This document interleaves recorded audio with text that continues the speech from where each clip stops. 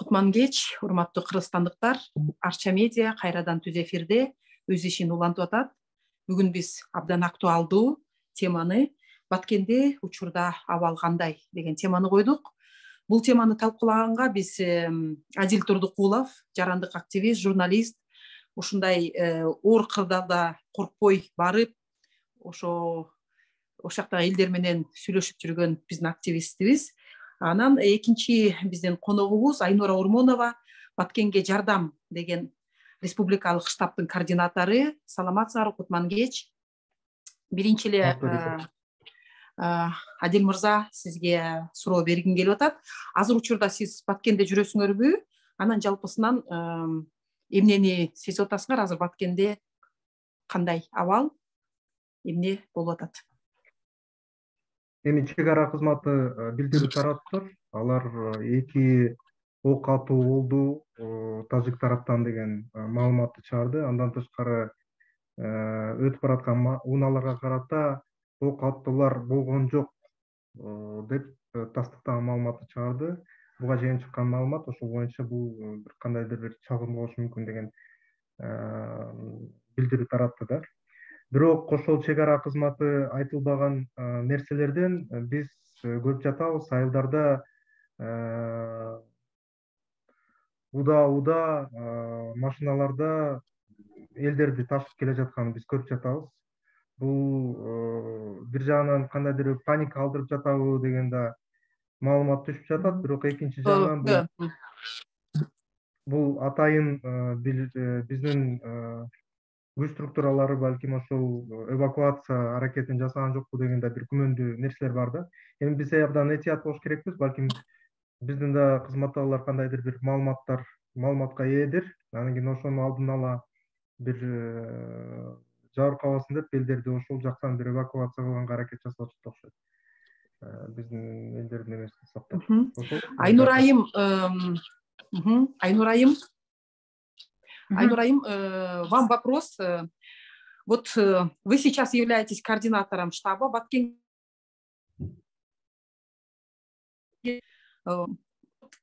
Гуманитарная помощь, которая сегодня оказывается, она какая? Превалирует что? И как вы узнаете, в чем потребность есть?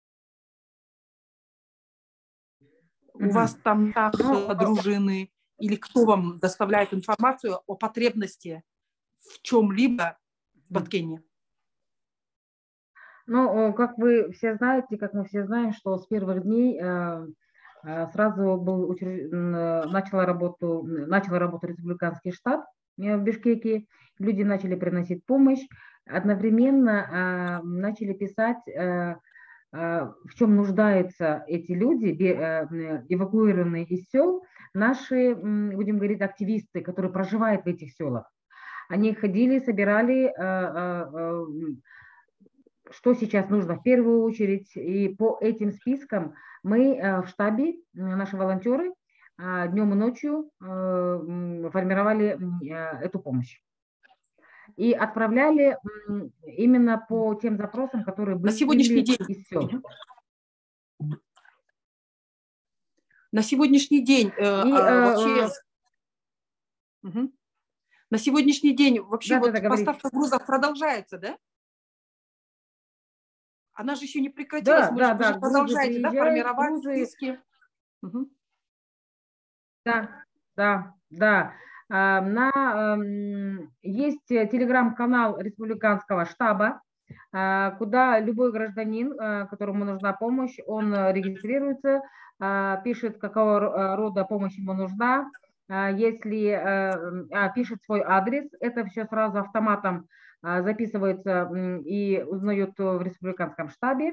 И когда формируют груз, этот груз уходит в Баткенский штаб, областной штаб, а за Баткена уже распределяется по районам. И на сегодняшний день гуманитарная помощь продолжает поступать, потому что вот мы объездили все села, все айыл-өкмөтү, которые были подвержены, вернее, в которых перемещены эвакуированные жители. Вот. И у них сейчас на данный момент с едой, с питанием, нету никаких проблем. Но в то же время уже становится вечерами прохладно, ощущается нехватка, ну, в теплых вещах люди запрашивают, люди просят мыломоющие средства, так как в одном доме иногда проживает до 60 беженцев, в садиках живут около 300-400 беженцев, в школах размещены люди, и поэтому постоянная потребность вот в мыломоющих средствах, она есть, да, потому что людей много, и потребность вот в гигиенических каких-то вот вещах, в детских памперсах, пока она будет, потребность есть. И поэтому люди собирают и отправляют эту помощь. Помощь приходит, ну, в день 3-4 машины больших фур и приезжает. Адил мырза, сизге мындай суроо, негизи Баткенге силер ошо эвакуация болуп аткан кишилердин жашоо турмушун тартып келелик, маалыматка ээ бололук деп бардыңарбы, же көбүнчөсү тиги аскер кызматтары менен ошолордун жашоо турмушун негизи кайсы максатты көздөп бардыңыз эле? Азыр канчалык деңгээлде ошо өзүңөр каалаган максатты жетүүгө мындай мүмкүнчүлүк болуп атат? Негизи журналисттер ушундай оор абалды чагылдырганда кандай оорчулуктарга кабыл атасыңар? Эң биринчи кезекте мен Айнур айымдын айткан сөздөрүн тастыктап кетейин. Чындыгында могу тамак аш жактан эч кандай жетишсиздик жок. Толук кандуу камсыз болуп жатканын биз 2 күндөн бери өз көзүбүз менен күбө болуп жатабыз. Кээ бир балким логистикалык мүчүлүштүктөр бардыр, бирок ал чечиле турган нерселер да чындыгында. Анткени бул жерде бир айылга балким тез арада жатып, экинчи айылга жетүү балким кээ бир дары дармектер болобу же башка бир тамак аштар жетишкенге бир убакыт кетип калгандыктан балким кээ бир наразычылыктар болушу мүмкүн, бирок жыйынтыгында баары менен эле камсыз болуп жатат. Бирок ошол эле учурда абдан эле оор элге тамак бар болгону менен абдан мындай бир үйдө 10-20 киши жашаган элестетип көрүңүз. Абдан жыш. Эми кандай меймандос болбосун, ошо кабыл алып аткан киши ага да кыйынчылык туудурат. Келген адамга дагы абдан көп кыйынчылык кабылдайт да. Ошондуктан бул жерде ошол көксөгөнү ошол элдердин кайра өз кичи мекенине, кичи айылына кайтып келүү. Эң башкы мүддөсү ошол. Бирок бүгүнкү азыркыга чейин чек ара кызматкерлери буга уруксат берген жок. Бул туура нерсе, анткени азыр деле ал коптоо эмес абал, азыр эле көрүп жатабыз ошол окуатуулардан. Ошондуктан бул жерден дагы деле ошол кум жаңжалды кеңейтүү жана аны аягына чейин жеткирүү, толук менен камсыз калуу дагы деле приоритеттүү маселелердин бири. Анан дагы бир жолу Айнур айдын абдан туура айтып кетти. Бул абдан мындай Баткен өтө континенталдуу аймакта суук болуп кетет, анан абдан ысык болуп кетет да. Күндүзү ысык, а кечинде абдан суук болуп кетет. Ошондуктан кийим кече жактан камсыз болсо жакшы болот эле. Бул абдан негизги маселе да. Анткени алар качканда эчтекени албай качкан да, эчтекеси жок колунда чындыгында. Бүт калтырган нерселер баары талкаланды, жок болду. Бул маселе болот. Анан кийин ким менен гана сүйлөшпөйлүк, абдан патриоттук сезим абдан күчтүү да. Бүт ошол мекендештерибиз, ошол ким менен сүйлөшпөйүн, эмне кыласыңар, эми Бишкекке кетесиңер, ал жакта дагы деле жаңжал чыгып кетиши мүмкүн десем, ошого карабай баары тең. Жок, биз өз мекенибизде жашайбыз, ошол айылдарда жашайбыз деп айтып атышат да. Биздин мекенчиликтин туу чогуна чейин жеткирип атат десем калп айтпайм да. Анан кийин эң эле башкы маселе, булар бүт кыргыз элине ыраазычылык билдирип атат, бирок бийлигине нараазычылыгын билдирип атышат да. Эмнеге чейин жетпейт атат?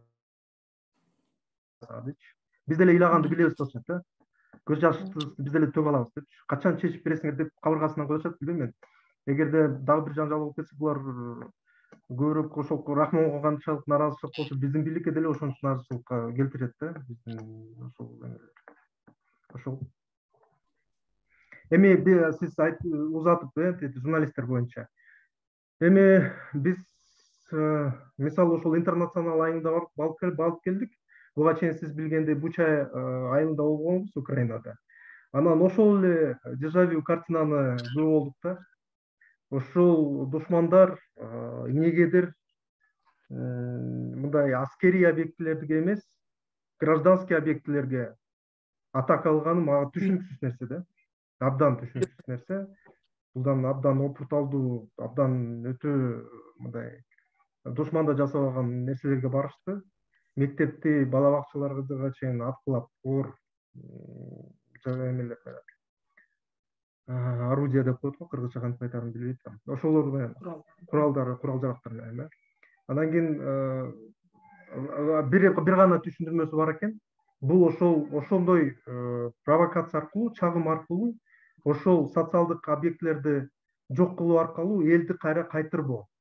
Анткени ошол эл алар чек арачы функцияларын аткарып жатат да буга чейин. Эгерде ошолор эл кол шилтеп кетип калса айылдарына, жөнөкөй биздин карапайым эл, анда ал жерлерди тажиктер ээлеп алат. Ошол максат булардын. Эң негизги максаты ошол. Ошол жерди ээлеп алды. Анан кийин физикалык түрдө ээлегенден кийин аны юридикалык түрдөн ээлеп коюп, бул мындай оор болбойт деген мындай арам ойлор бар да тиги тараптанчы. Жеңил эле.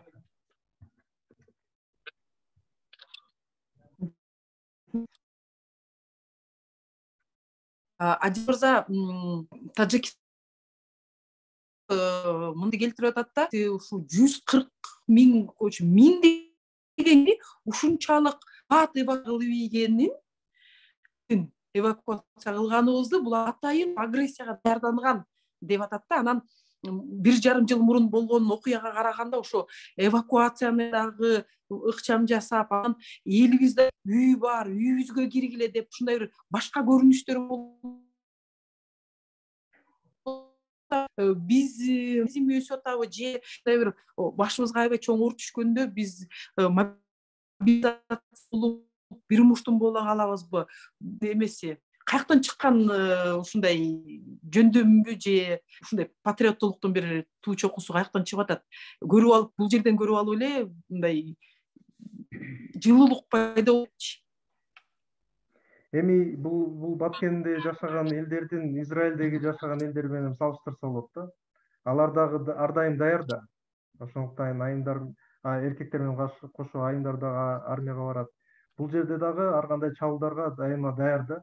Андан кийин ал жактан мындай эвакуация кылууга мындай ички даярдыгы да бар. Бул бир жагы.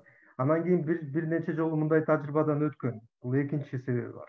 Үчүнчү себеп балким биз өзүбүз көчмөн элбиз, анан көнүп калганбыз бир жерден экинчи жакка. Мындай жөн эле көчүп кеткенгечи, бул дагы нерсе себеп алды. Анан кийин биздин өзгөчөлүгүбүз, кыргыз элинин өзгөчөлүгү, бул тилектештиги. Ашар ыкмасы дагы жөн жерден биздин уникалдуу, оригиналдуу мындай ыкма пайда болуп калган жөн жерден эмес да. Балким биз тытыша беребиз ич ара. Бирок эгерде кандайдыр бир абдан кооптуу абал жаралса, анда биздей бири-бирине көрсөткөн жардамды көрсөтө алган адамды, элдерди мен дүйнөдө биле албайм да, кыргыздардычы. Ошондуктан бул жөнөкөй эле себептер бар. Андан тышкары тажик тарап булар алдын ала даярданган, анткени булардын активисттери, журналисттери абдан мындай чабуулга даяр экен, маалыматтык чабуулга даяр экен деп айтып келе жатышпайбы? Чынында бунун себеби жөнөкөй эле. Биз эркиндикти мындай абдан сүйгөн элбиз, бул биринчиден. Экинчиден биз эркиндикте өсүп келген элбиз. Кандай гана кыйынчылыктар болбосун 30 жылда.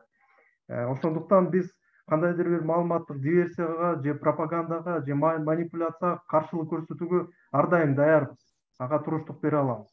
Ошондуктан ошол себептен биз алда канча ошол маалыматтык согушту утуп алган себебибиз так ошол КТР үчүн эмес, бул эркин массалык маалымат каражаттары, блогерлерди, ошолордун себебинен болуп жатат. Андан кийин ошондуктан бийлик да муну түшүнүп, ошол сөз эркиндигине чабуул болбойсо, анткени ошондой чабуул пайда болсо, бизде дагы Тажикстандай абал түзүлүп, биз маалыматтык согуштан да утулабыз. Ошондуктан мен чакырат элем эртеңки сотто Болот Демировду бошотуш керек. Анткени ал ошол эркин мамлекетти түптөгөн бир адамдардын бири деп так кесе айта алам да. Айнур айым, сизге мындай суроо, баягы тамак аш уже жакшы дейт. Балким азыр биз аскердик жана балдарыбызга медициналык бир жардам жагына өтөбүз да, анткени себеби баягы жубут менен колдонулбай, заманбап канды токтото турган, жандай ден соолукту сактап кала турган маселелер аябай көп алдыга кеткен экен. Ошону мындай жарандык активисттер азыр көтөрүп чыгып атат да, биз азыр көңүлүбүздүн баарын ушу биздин чек арачыларга, аскер, ошол жерде иштеп биздин мындай коопсуздугубузду сактап аткан кишилерге бөлөлүк деп айтып атат да. Силер кандай ойлойсуңар? Ошол нерсени кандай нерсе керек,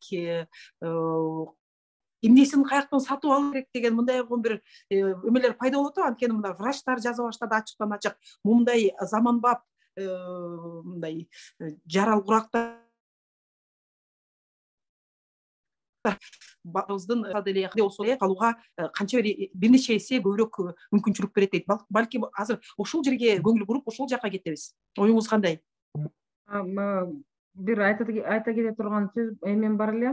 Биз бул жака келгенде ошол координациялуу эмеден республиканский штабтанчы биздин биринчи баягы эмебиз, мындай максатыбыз тияктан штабтан гуманитарный помощь жөнөтүлүп атат Баткенге. Бирок биз абдан көп сообщенияларды алып аттык, Facebooktан чыгып атты, анан мындай да жөндөй келип атты эмелер, соц тармактардан бизге тамак жетпей атат, бизге күн помощь жетпей атат, анан бул айылга келген жок, тиги айылга келген жок деп. Анан биздин ушул келгендин максатыбыз ошол отправкабыз жакшы болуп атат, жөнөтүлгөн. Анан ордунда ушул жакшы жетпей атабы экен, ошону барып өзүбүз көзөмөлдөйлүк, көрөлүк. Ошол бизге тамак жетпей атат деген айылдарга барайлык, эмне үчүн жетпей атат, эмне кандай бир эме болуп атат, проблема болуп чыгып атат деп келгенбиз да.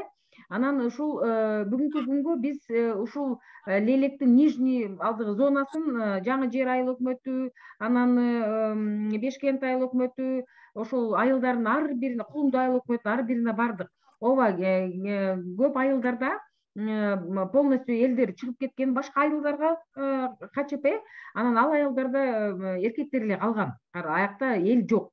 Ал жерге жардам эч качан, жардам ал жерге берилген эмес. Себеби эл жок эле. Жардамдын баары ошол Маргун айыл өкмөтүндө, Даркун айылдарда, Бешкент ошол жака кеткенде. Ошол элдер менен барып көрүп, сүйлөшүп, ар бирине ал видео менен тарттым. Жетпей атабы тамагыңар, ушундай жазып атасыңар, эмне үчүн болду, же жеткизбей атабы деп сүйлөшсөк, элдин баары ыйлап ушунчалык ыраазычылыгын айтып атат да. Ушул биздин кыргыз элибизден айланып кетейлик. Алдыгы Бишкектеги эме Дворец спорта да көрүп атабыз, түнү күнү эме ошол эл жардам кылганын, анан жаш балдардын, волонтерлордун багы духту көтөрүп, Кыргызстанмын деп ырдап алдыгы гуманитарды эмени салганда дачы, бул да аябай элди мындай эме кылат экен да, дух берип биздин элибизгечи. Анан ар бир сүйлөшкөн элибиз ар бири ушу ыйлап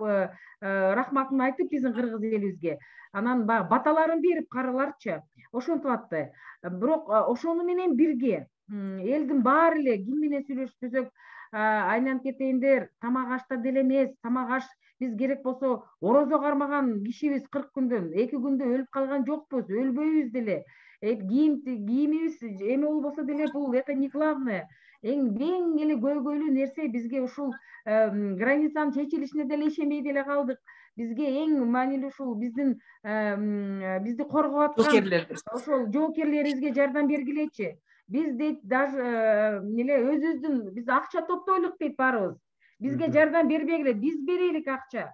Акча топтоп элибиз менен баарыбыз чыгынып, эгерде ушундай бир эме болсо ошол эл биздин жоокерлерге жардам берейлик, ошолорго бизди коргоп аткандарга. Себеби мына өткөн жылы үйлөрдү курулду, баарыбыз сүйүндүк. Эми азыр мына бир жыл өтпөй үйлөрдү талкаланып жок болуп атат дейт. Эми үй жок деле тура беребиз дейт. Үй жок деле турабыз. Эң маанилүү бизге ошол биздин жоокерлерибизге жардам беришибиз керек. Ошолорго кичине күчтөтүшүбүз керек деген каалоолор болду.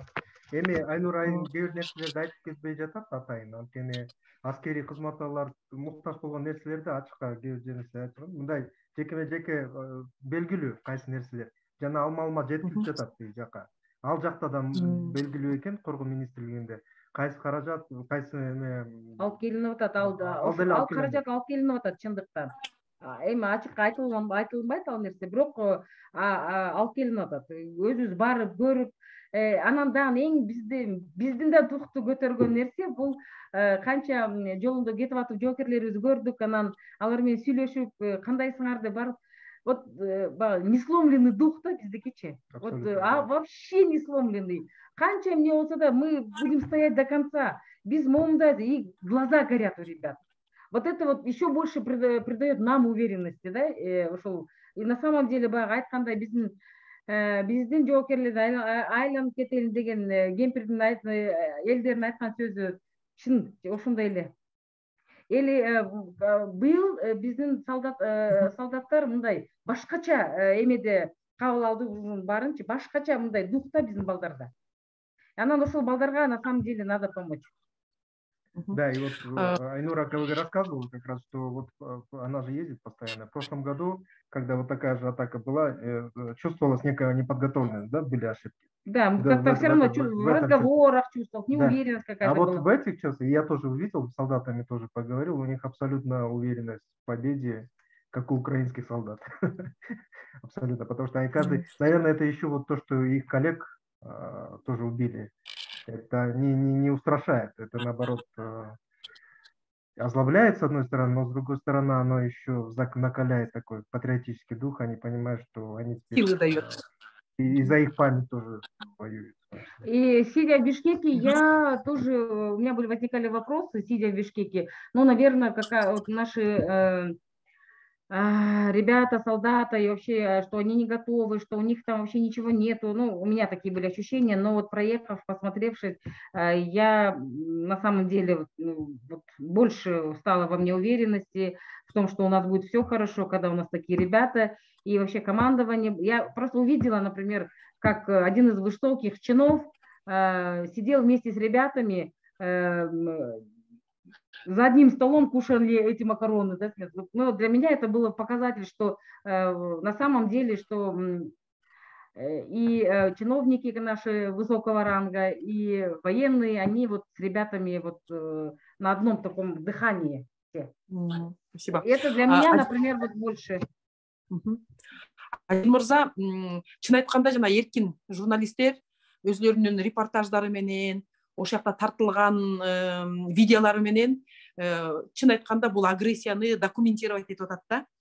Биз эгер эл аралык сотко кайрыла турган болсок, ошо силердин ишиңердин жасаган ишиңер аябай зор болот да. Ошон үчүн ошол жерде аман эсен болгула, ошол жердеги эл аман эсен болсун. Буга чейин сүйлөшүлгөн